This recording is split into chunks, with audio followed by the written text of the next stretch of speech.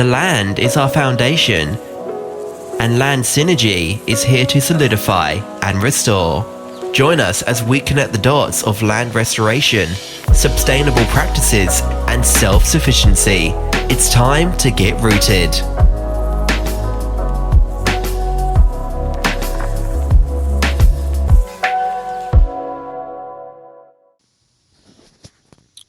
Welcome back to Land Synergy. Today, man, I don't know what it is, guys, but I am not feeling too great. I think I mixed some teas that were not, like, I ate a pizza, homemade pizza, cauliflower, and, I made it from scratch, and I made some tea, some burdock root, some raspberry. I just think I mixed way too much together, and I haven't been feeling too great, but it's not going to stop us because we got to continue to synergize the land and get on here and just spread this frequency.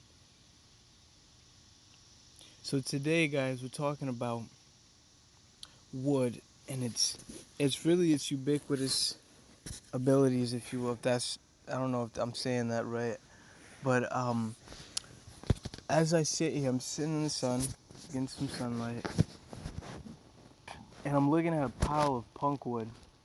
So I did a job a couple months back, and it was essentially they had just moved into the house, and they wanted um, they wanted the wood removed, and a lot of the wood was wood that had fallen over, so it started decaying.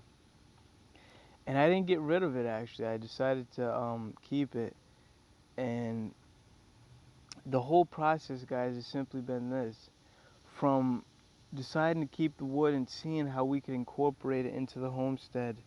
I've started to learn about a type of garden. I believe it's called a Holzersled. It's German terminology, and it's essentially you you dig into the ground and you place wood into the ground, and then you build a mound on top of it, and then you plant plants on top of that. Fairly simple. And the reason why this is helpful is because the wood decaying acts as a source of carbon release and minerals for the plants that's growing above. And so when I started learning about that, I'm like, wow, we can incorporate this now. And I haven't actually. I still got this pile right here, the punk wood, and just to some people might look like trash, but guys, one man's trash really is another man's treasure. And it reminds me of this quote. Money is kind of like manure. If you stack it all up in one place, then it stinks and it's not so good. But if you spread it around, it helps. So I feel like with this specifically, with what we're talking about, this this pile, guys, and a lot of the natural elements that you come across can be reincorporated from the grass clippings, from uh, maybe some things that's used within the house. Like we burn our cardboard, like all the cardboard that we come in through buying things at the grocery store. But we want to incorporate a better way of using them because I don't think that's as efficacious, if you will. I just burning it, I don't see. We're not really incorporating that in. I'm just trying to minimize what we're bringing to the landfill, and then eventually eliminating plastic altogether, because that's a big one. But the theme for today, guys, is simply what can you incorporate into your homestead? Because the more factors, the more inputs that you can add, and the less outputs, the more that your homestead will compound on itself.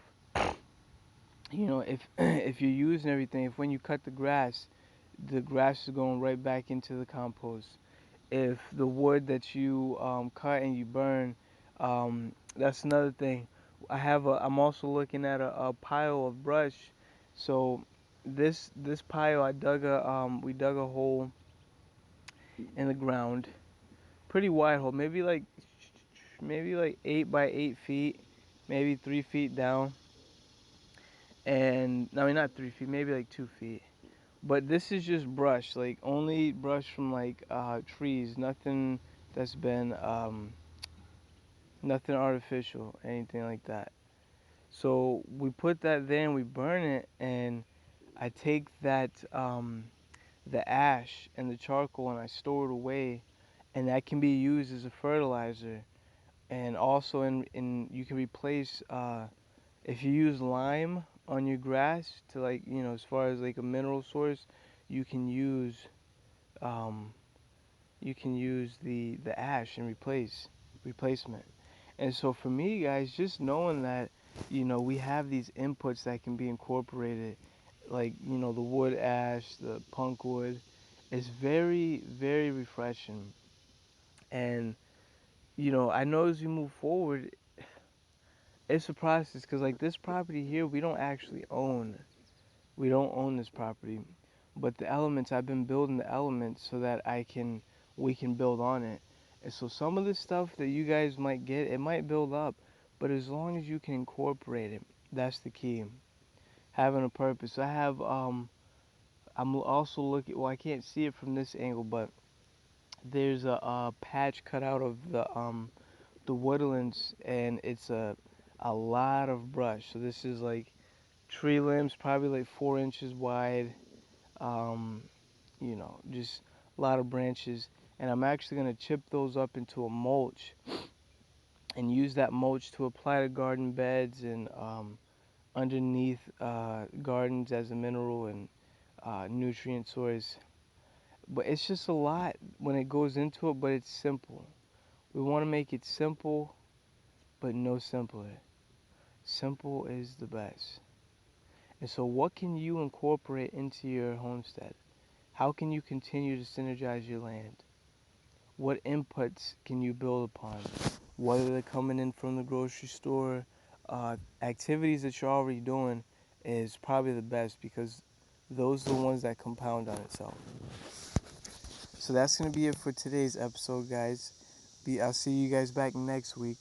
But just remember, until then, what are the inputs that you can build upon?